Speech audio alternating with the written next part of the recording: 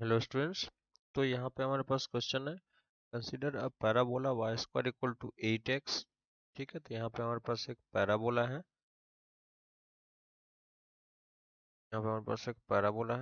ठीक है। इस पैराबोला के लेटस रेक्टम पे, end point of latus rectum पे और एक गिवन पॉइंट पे आपके पास एक ट्रायंगल फॉर्म रहा। ठीक है, तो लेट्स एज्यूम कि ये इसका लेटस रेक्टम है। ठीक है, सारे पॉइंट्स के कोऑर्डिनेट आप निकाल सकते हो। तो लेट्स एज्यूम कि ये पॉइंट ए है, ये पॉइंट बी है और ये पॉइंट पी आपको गिवन है।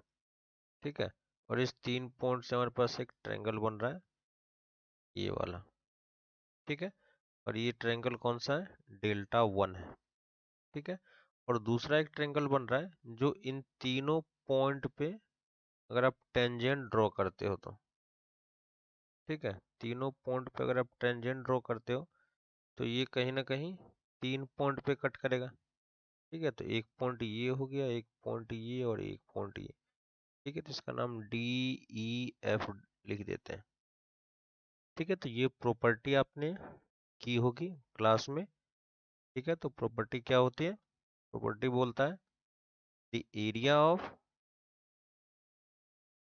The triangle,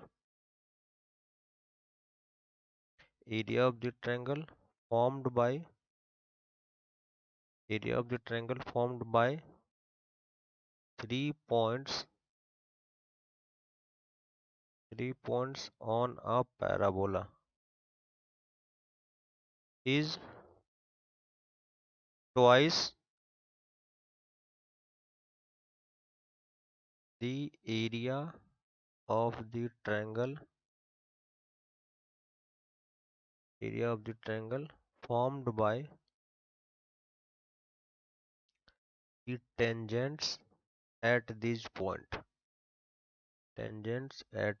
points। ठीक है, तो इन सारे पॉइंट्स पे, यानी जो हमारे पास ए बी पी पॉइंट्स दिया हुआ है, इन तीनों पॉइंट्स पे अगर हम टेंजेंट ड्रॉ करते हैं तो एक ट्रायंगल ये बन रहा है। ठीक है, तो ये जो डेल्टा वन है, ये डेल्टा वन क्या बोल रहा है कि ये इस ट्रायंगल का क्या होगा? डबल होगा। तो हम क्या लिख सकते हैं? Delta one equal to two times delta to.